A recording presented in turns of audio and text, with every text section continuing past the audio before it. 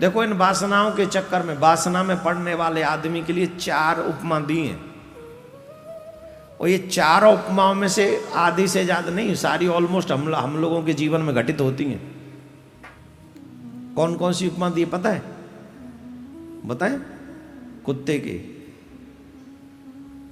सूअर की, ऊंट की और गधे की। कुत्ते की, सूअर की, ऊंट की और गधे की, ये 4 उपमा दी हैं। कुत्ते की विशेषता क्या है बताओ? हैं? एक बहुत बड़ी विशेषता है कुत्ते की, पूछो कौन सी? वो बात बात पे लड़ता है, वो अपनों से लड़ता है, रोटी के एक टुकड़े के पीछे लड़ता है। इतना ही नहीं, उसकी गली में वो उसी की जाति का कोई व्यक्ति आ जाए तो गुर्राता है, लड़ता है। कोई बात नहीं है तो भी उसकी बगल में से कोई निकल, जिसे वो जानता भी नहीं है, वो जानता भी नहीं, उसे मतलब भी नहीं है, उससे पहले कभी देखा ही नहीं, फिर खड़े होके वो आंखें दिखाएगा, गुर्राएगा। वो कौन है तू? हाँ या ना जवाब दो। वही गुण हम में भी है। कौन कौन कह सकता है हम घर वालों से नहीं लड़ते? कौन कह सकता है हमें क्रोध नहीं आता? हम बेवजह नहीं लड़ते, वजह से भी लड़ते तो हैं। लड़ते कि नहीं? छोटी छोटी बातों पर हम बेवजह लड़ते हैं, अपनों को ही गालियां देते रहते हैं बेवजह। बेवजह एक दूसरे के ऊपर हम लोग गालियां देते हैं। कुत्ता यही सब तो करता है, और क्या करता है? एक दूसरे से झगड़ते रहना, विषयों में पड़े रहना। जैसे उसे हड्डी पसंद है, वो हड्डी मिल जाए, अपने ही खून से, अपना ही खून समझ, सूखी हड्डी। कुत्ते की एक बात बता, सुनो ध्यान से, सूखी हड्डी उसे कहीं मिल जाए, अपने मुंह में चबाता रहता है, अपने मुंह से। तो उसको चबाने से, हड्डी चुभने से उसी के मुंह से खून निकलता है, और अपने ही खून को वो पीता है, और वो समझता है इस हड्डी को चबा रहा हूं, इसमें से खून निकल रहा है, और वो बड़ा खुश हो जाता है उससे। अपना ही खून पी के कुत्ता खुश होता है। अब आप कह रहे हम में ये गुण कहां से है? जितने सुख भोगे हैं तुमने, उम्र तुम्हारी उनमें सब में बीती है। वो अपना खून पी रहे थे कुत्ते, और तुम अपना जीवन पी रहे हो।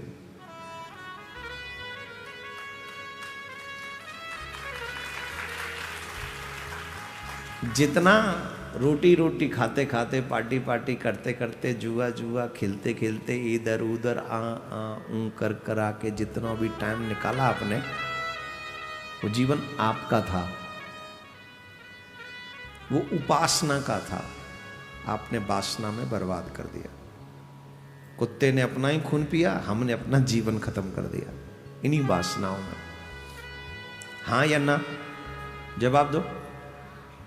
तो बात बात पे लड़ते हैं, वो कुत्ते जैसा व्यवहार। दूसरा यहां पर लिखा है बिटरवाराह।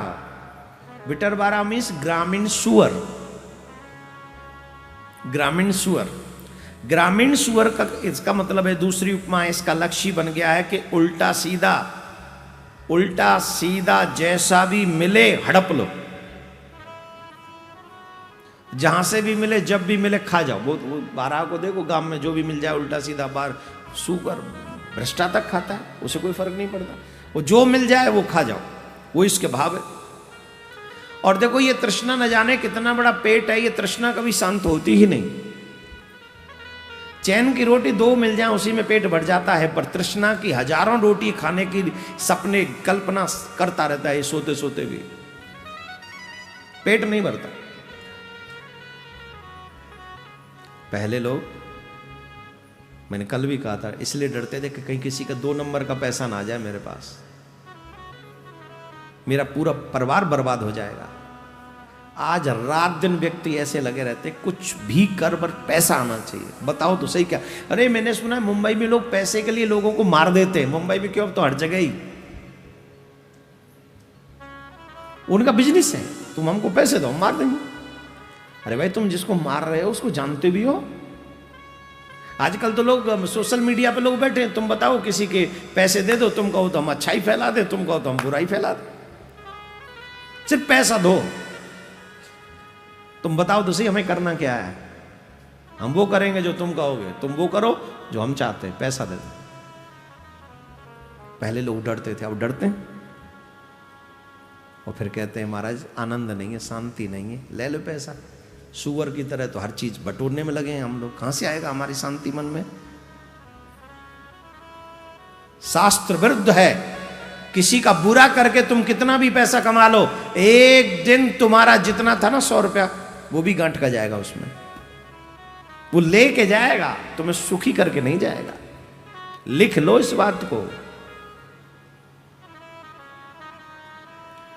2-4 दिन के लिए लंबी गाड़ी आ सकती है तुम्हारे घर में, पर जाएंगे तो वो स्कूटर भी खत्म है, स्कूटर भी नहीं रहे ना वापस, जिसपे तू पहले चैन से चलता था आराम से, वो भी चला जाएगा। अब तीसरी उपमा सुनो, किसकी? ऊंट की। कौन सी उपमा है? एक आध ऊंट तो यहां भी बैठे होंगे।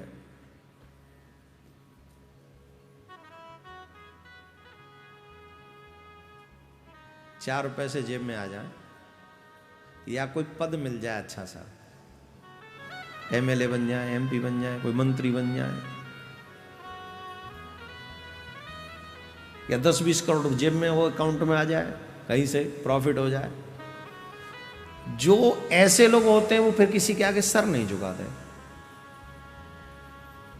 सर नहीं झुकाते, संतों के आगे नहीं। इवन मम्मी, मैंने ऐसे लोगों को बड़े अच्छे पैसे वाले पर मां के भी पैर नहीं छूते।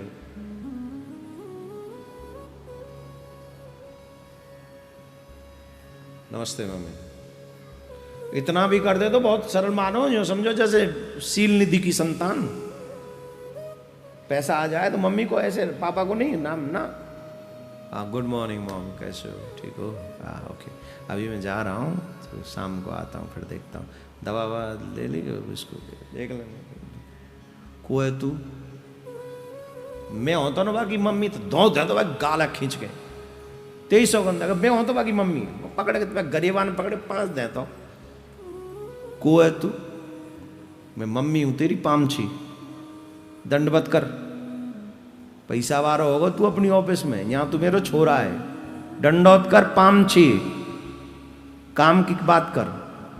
लेकिन ऊंट है, समझे कहां? ऊंट हमेशा यूं चलता, गर्दन ऊंची, झुकता नहीं है। वो नीचे नहीं, घास नीचे रख दो नहीं खाएगा। बमूर पे हरी हरी पत्ती, कांटे वाली पत्ती ऊपर खाएगा यूं करके मुंह। स्वभाव नहीं है झुकना उसका। न संतों के आगे झुकेगा, न मां बाप के आगे झुकेगा।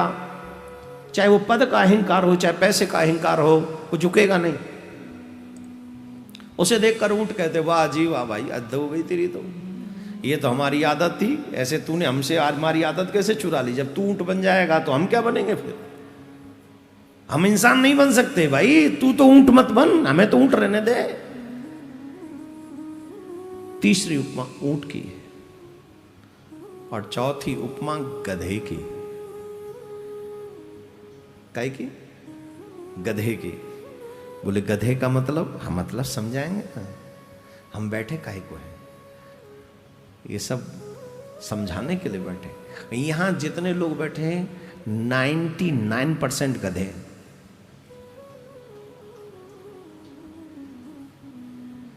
एक 1% सच्चे वैष्णवों को छोड़ा है मैंने, 99% गधे हैं। और जब मैं ये पूरा विवरण दूंगा तो आप भी कहेंगे हाँ महाराज बात तो सही है, हम सब गधे ही हैं।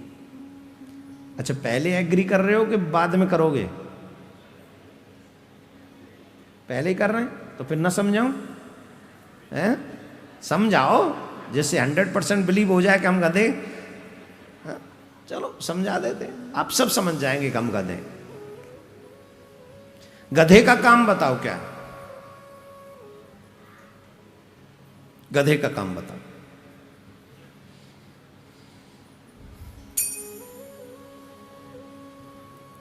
जीवन भर अपनी पीठ पर बोझा उठाना, ये गधे का काम है। और आपने जीवन जितना भी जिया है कर क्या रहे?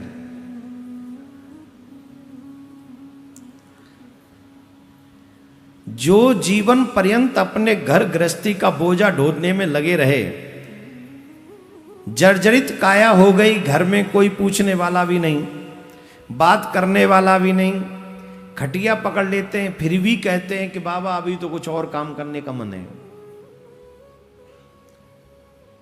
पूरा जीवन बुढ़ापा हो गया, सब कुछ परेशान, हड्डी कड्डी जवाब देने लग गई हैं। घोंटू को ऑपरेशन हो गया फिर भी कह रहे सक्सेसफुल नहीं है महाराज, घोंटू नीज जवाब दे चुकी हैं, बाईपास सर्जरी है चुकी है कई बार, लोकल काम बंद हो गया है, अब शहर में से नहीं बाईपास से जाओ।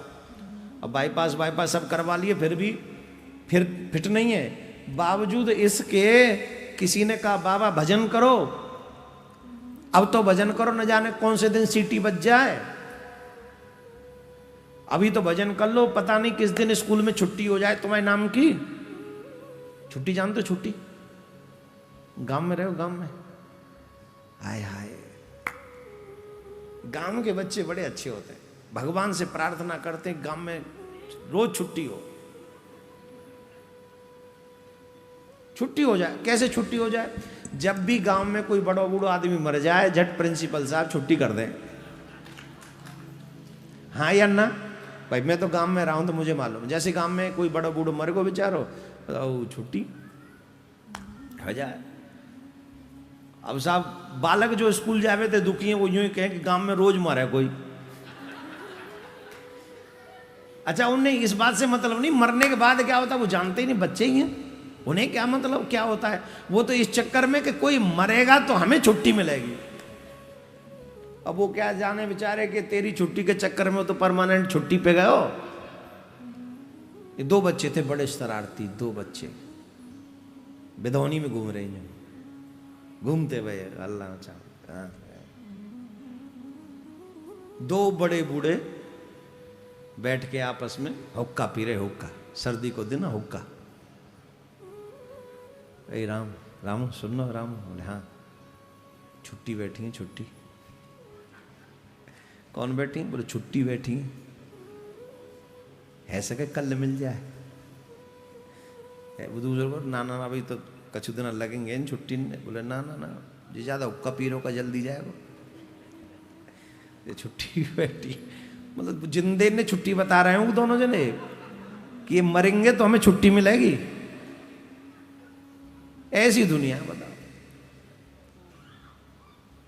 मरने के कगार पे बैठे पर भजन की स्थिति नहीं। अरे बाबा भजन कर, बोले भजन अभी कैसे करें महाराज, नातनी की शादी होनी है, नातनी की शादी हो जाए उसके बाद हमें करना ही क्या है, हमें तो ये भजन ही करना है। पैर काम नहीं कर रहे, शरीर काम नहीं कर रहा है, आंखों से कम दिख रहा है, कानों से कम सुनाई पड़ रहा है, बावजूद इसके मन कहां अटका हुआ है, कहां अटका हुआ है? उसी गधे वाले बोझा पर, ग्रस्त के बोझा पर। मेरी बेटी कोई संतान नहीं हुई, मेरे बेटे का ये नहीं हुआ, मेरे बेटे का बिजनेस सेट नहीं हुआ, मेरा परिवार ऐसे बिखर रहा है, मैं मरने से पहले कहीं ऐसा ना हो कि मेरे मरने के बाद परिवार बिखर जाए। अबे तू बिखर रहा है वो नहीं दिख रहा, मरने के बाद परिवार ना बिखर जाए इसकी चिंता है, और तेरे जीवन के 84 लाख क्यों नहीं बिखर रहे ये नहीं दिख रही जीते जी। महाराज 4 बच्चे हों और जब शरीर काम न करे तो चारों बच्चे मुंबई में रह रहे हों, एक एक फ्लैट चारों को मम्मी पापा ने कमा के बना के दे दिया हो, और फिर अलग हो जाएं चारों अलग अलग फ्लैट में, और पापा की एज हो गई हो 75 साल, मम्मी की हो गई 73 साल, दोनों को थोड़ी बीमारी लग गई हो, दवाई का खर्चा 15-20 हजार, कौन सा रखेगा? बोलो जवाब दो, कौन सा बेटा रखेगा? फ्लैट पापा नहीं खरीदे लेकिन पापा ही किराएदार बन जाता है। फिर चारों भाई कहते हैं अरे भाई हिस्सा तो बराबर बटा है, पापा को मिल बांट के रखा करो, 3 महीने तुम्हारे यहाँ 3 महीने 3-3 रखो, 12 हो गए। हाँ या ना? हाँ या ना? फ्लैट किसके? पापा के। और रखने की बात किसकी हो रही है? बोले पापा को कौन रखेगा, मम्मी को कौन। एक जन तो कहते थे मम्मी को तो मैं रख सकता हूं, पापा खड़ूस है मैं नहीं रखूं। तो जितने भी पापा खड़ूस है निवेदन है, सबरी प्रॉपर्टी नाम मत करना मरने से पहले। तुम्हें कोई न रखे, मम्मी को तो चलो फिर भी क्योंकि चाय पानी बना के दे देगी, पापा तो पड़ा पड़ा मांगेगा चाय।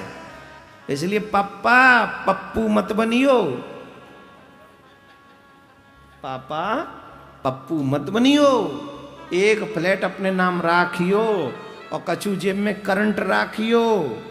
जाते बेटा बेटी ना पूछें तो कम से कम एक सर्वेंट राख लियो, बातें कह दियो सब तो ये दे जाऊंगो। बुढ़ापे में ढंग से सेवा कर, पर इतना चमचा होता है एक परिवार का, इतना तगड़ा गधा होता है, चाहे वो जूते मारें, धक्के मारें, गाली दें, दबाई न दें, बावजूद इसके बेटा ही प्यारा लगता है। जो सेवक प्यार करे, सेवा करे, वो सेवक प्यारा नहीं लगेगा। शास्त्र ऐसा कहते हैं, जो तुम्हारे बुढ़ापे में सहारा बने उससे अच्छा सुपात्र कोई नहीं, चाहे तुम्हारा सेवक ही क्यों ना। तुम्हारे 10 पुत्रों से ज्यादा अच्छा सुपुत्र है वो सेवक जो निष्काम भाव से तुम्हारी सेवा, सकाम भाव से भी कर रहा है, तो सब कुछ उसी को देके जाओ जो तुम्हारे उपयुक्त है। ये मेरा नहीं, शास्त्रों का मानना, पर तुम कहाँ मानने वाले हो। हम तो ये कहेंगे अपने लिए एक रखना और भगवान का भजन करना। तो ये 4 उपमाएं मानव को दी गई हैं, इसलिए इससे बचने के लिए एकमात्र साधन है, वह है भगवान श्याम सुंदर की कथा। बोलो राधे राधे। जोर से बोलना पड़ेगा और जोर से बोलना पड़ेगा।